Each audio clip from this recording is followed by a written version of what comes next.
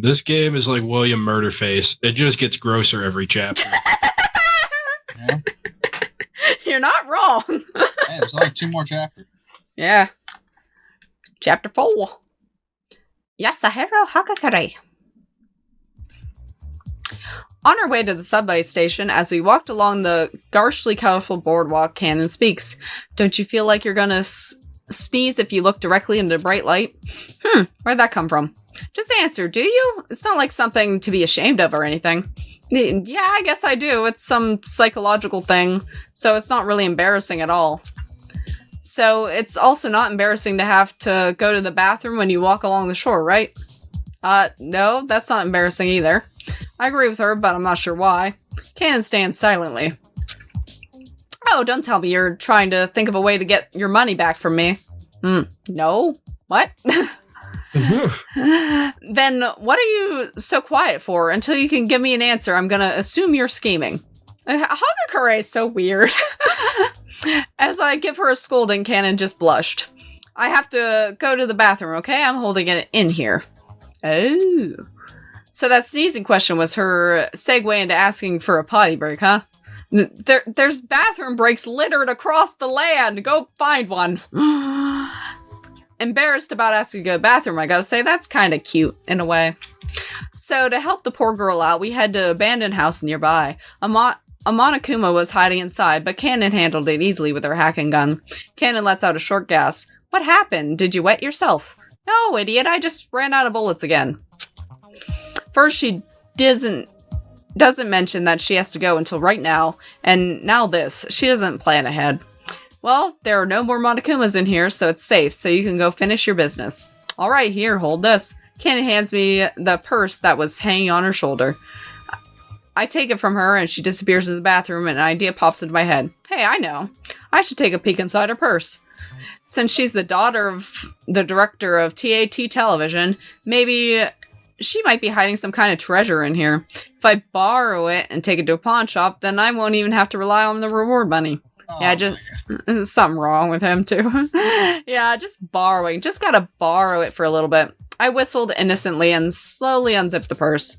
A pocketbook, wallet, cell phone is inside, and that's it. Didn't expect that. For a high school girl's purse, it's pretty clean and organized. Oh well. I'll take a quick look inside her wallet. Damn. I thought she would be loaded, but there was barely anything. Only a little bit of change and some cards. She probably gave all of her cash to me when I told her fortune. Would someone really use up all their money just to hear their fortune from a man they just met? I guess because she's a rich girl, she doesn't know the value of money. She doesn't think ahead. She's a dangerous one to marry, this girl. Okay. I put away the wallet, but as I do, the pocketbook opens. Huh? I can't help but let out a sound. What the heck is this? As I turn the pages, goosebumps form on my skin. It's the paper! So, her really long note.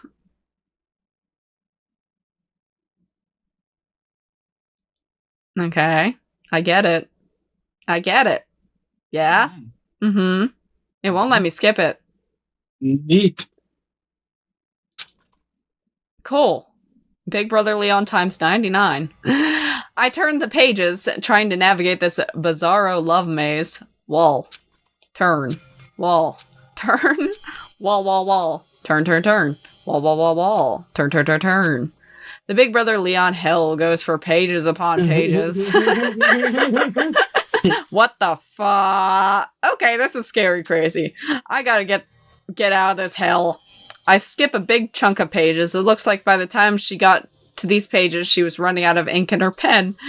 I do a double take at the page. Huh? I'm making noise involuntarily once again. What she had written there. Does it start saying Yasuhiro? Oh, they're called Future Foundation, but it's not my future. I'm going to crush that group of hypocrites one by one. Oh, God. This is beyond unsettling. I open my eyes wide and take it all in, and I start to remember things Cannon said to me. When she was talking in her sleep, Big Brother Leon, Cannon's reaction to my fortune-telling. I know your fortune is wrong because my destined lover is already dead. The puzzle pieces start to come together. Cannon must... What are you gonna say? important. Nothing that's going to make it any less horrible. Okay, fair enough. Cannon must be Leon's captive. She loves him in a twisted way and blames us for his death. That's why she hates Future Foundation so much. But how does she know anything about what went on in Hope's Peak if she was imprisoned all this time? Didn't Monokuma broadcast it to the world, and specifically to these people so they would know despair? Well, yeah, but I mean, what's-her-face didn't know about it? Makoto's sister. True. Well, wait. She had plenty of opportunities to learn what happened since she was broken out. But regardless, this kind of resentment is totally unjustified. I understand that Leon's death was horrible, but she shouldn't have a grudge against us for that.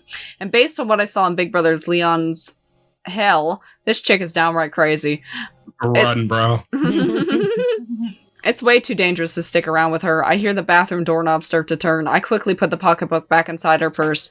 Sorry about that. Thanks for waiting. Cannon wipes her hand on her handkerchief. It doesn't look like she caught me snooping. Looks like I'm in the clear for now, but I just can't believe this girl in front of me owns that pocketbook. Something wrong? Those notes were definitely written by Cannon. Cannon is some anachronistic, love-addicted weirdo. And she holds a deep, deep grudge against the survivors of Hope Peak killing game. I wonder if she'd get along with Toko. No, they'd probably kill each other. Why are you making that face? That's just my face. Hey, you pervert. You got all excited. Imagine me doing my business, didn't you? Yeah, sure, that's it. I was kidding. Ew. Unable to confront her about the pocketbook, I go along with her and we make our way to the subway. But I can't just keep tagging along with her like this. What is this woman thinking? If she hates Future Foundation so much, why is she helping me escape? Maybe this is just a temporary alliance because she thinks it's too dangerous to go alone. No, wait, it sucks to admit it, but I'm basically no help to her at all. She could do it by herself. I'm just a burden to her. So what possible reason could she have to travel with me? Is she planning on taking me hostage as soon as we make it out of this town? Maybe she's trying to use me as leverage to hurt Future Foundation somehow. Doesn't seem impossible. Or maybe she's trying to lure me into some dastardly trap at the subway we're going to. I could picture that happening too.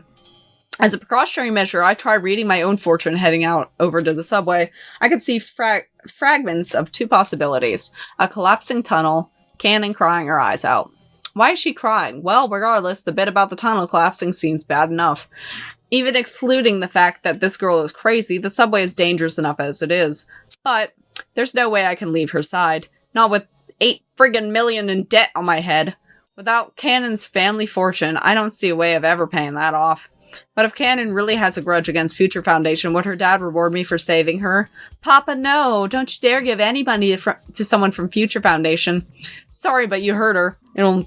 I'll never give you a cent of my money. Yeah, that's how it's gonna go down. So what do? I rack my brain trying to think of something. Hey, wait, there wasn't cash inside, but her wallet still had credit cards. If I can jack one of her cards and figure out her password somehow, I can withdraw the cash. It's probably Leon. Alright. I just gotta wait for the perfect time for her to lower her guard. What's alright? Nothing to do with you. Okay, well anyway, look over there, it's the entrance to the subway. That'd be funny if it was like the passcode, like the numbers, Leon. L. Oh, yeah. Yeah, that'd be so funny if that's part of the plot, he figures it out. Cannon smiles and points to an alley. I can see stairs leaning down to the entrance to the underground subway station. Nah, let's not go in there. I'm still not confident about our plan. And not just that, I saw something. Saw what? I saw the future with my fortune telling. If we go to the subway station, you'll cry. And the tunnel will collapse. Why would I cry? That's not the point. If the tunnel collapses while we're in there, we're dead. Cannon questions me with her eyes silently, as if to say, you were fine with everything up until now, what changed? I can practically hear her say it. But I don't let her say anything. Anyway, let's just not go there, okay? It's better if we don't. My instincts are telling me. Fortune-telling or instincts? Fortune-telling instinct. That doesn't really answer my question. Does it even matter? Cannon glares at me. Eek! Her eyes are so scary. I've seen that look before, but now that I've seen what's in that pocketbook of hers, my face goes pale and Canon sighs. I don't know why you've suddenly changed your mind, but your fortune telling is rarely correct, right? So there's basically a 70% chance the tunnel won't collapse. Well, that's not totally true, but it doesn't necessarily mean that the opposite will happen. Well, if you're going to shoot down my idea, do you have a better one in mind? I don't really have an answer for that.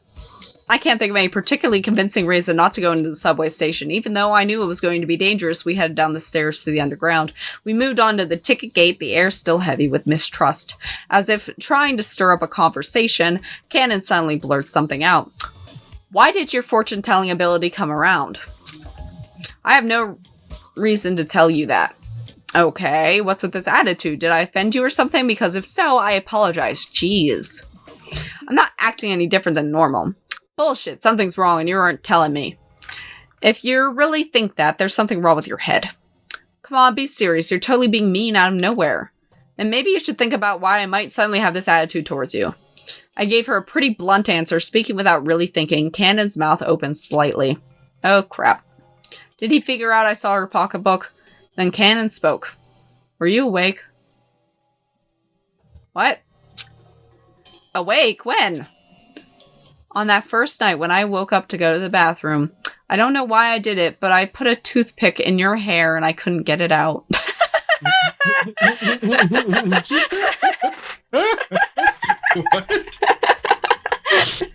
Just being silly, I guess. I don't know. You did what? Sweet fro. He does. I knew it. This chick is out of her mind. Anyway, I have nothing to say to you. I shake my head rudely and wouldn't you know, it... Out comes a toothpick! It falls to my feet.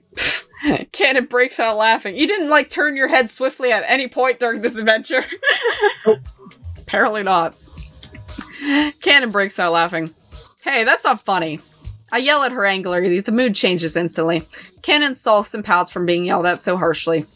Okay, geez, I get it. You don't want to talk to me. Fine, whatever.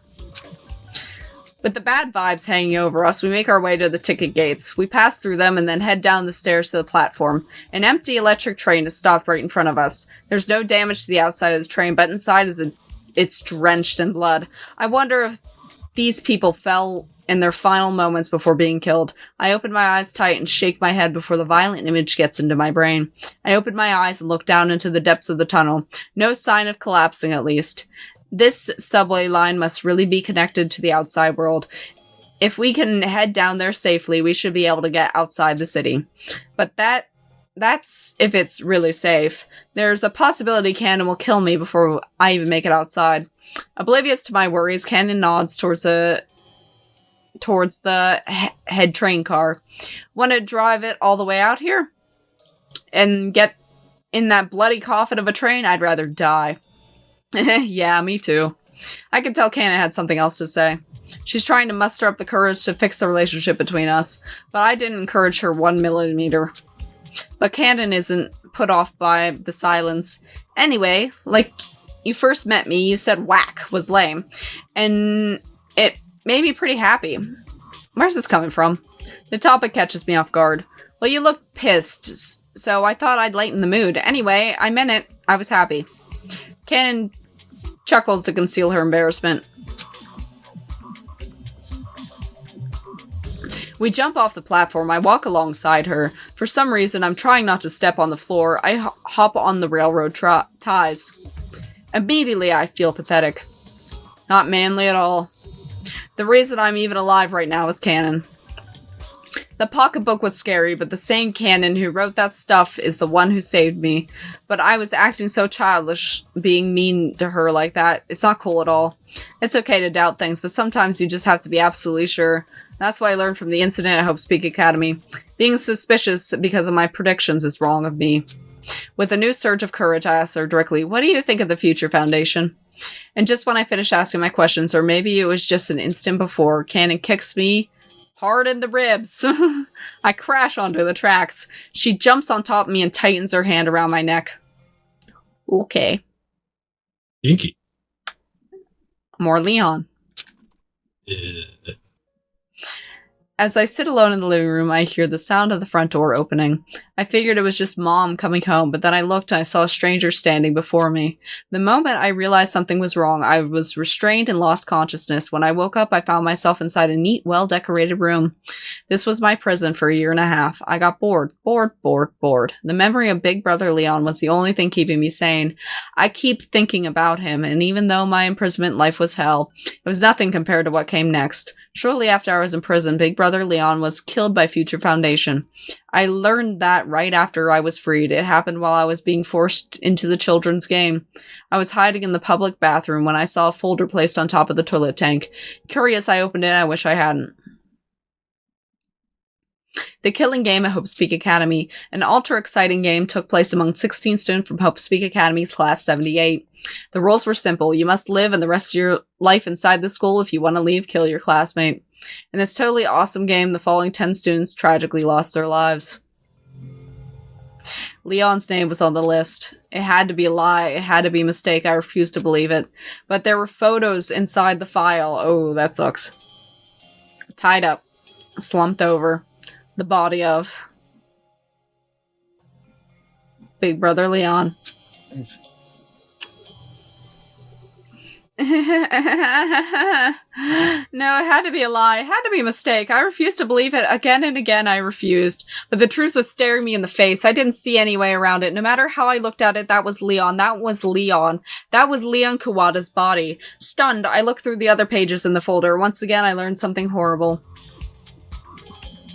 The survivors.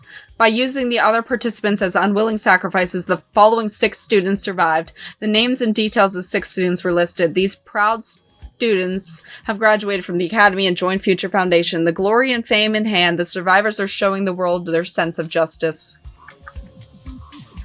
Why am I still alive? That was my first thought. My entire world was Leon.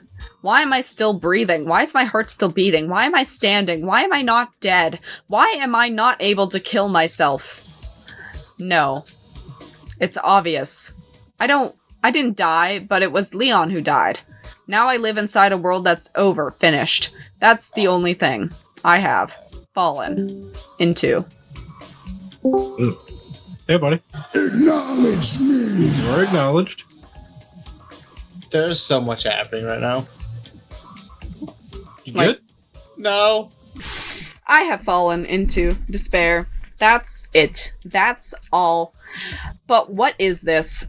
Why aren't the tears coming? I don't feel anything at all. I have my emotions frozen in shock.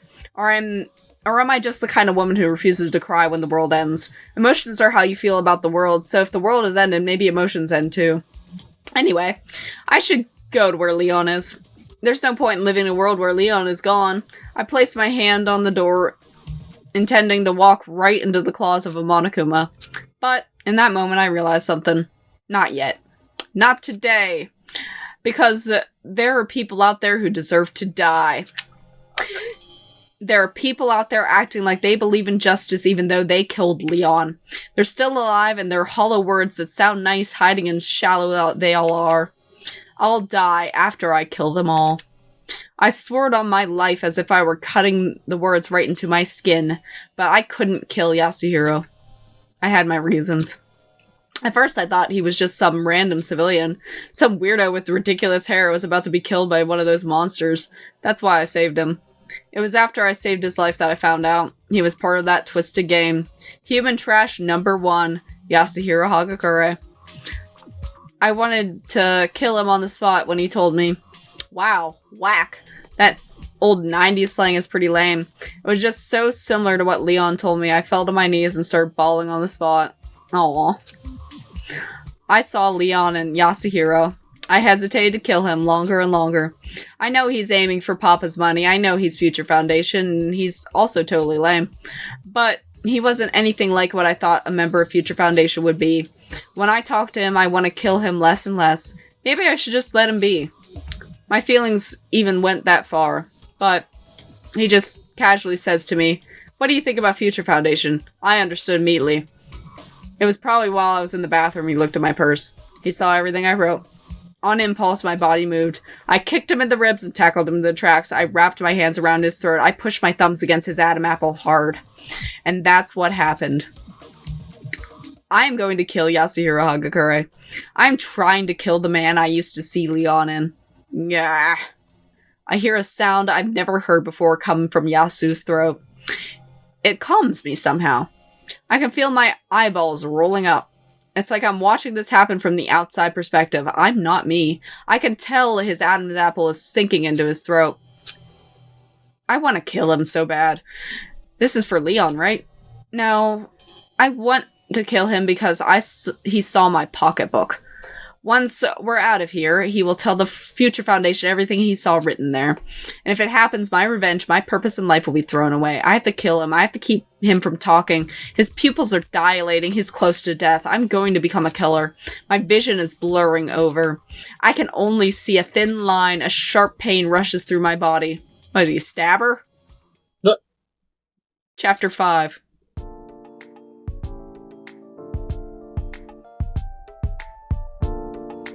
Thanks for watching. Please like, comment, and subscribe. And come join me again. Bye!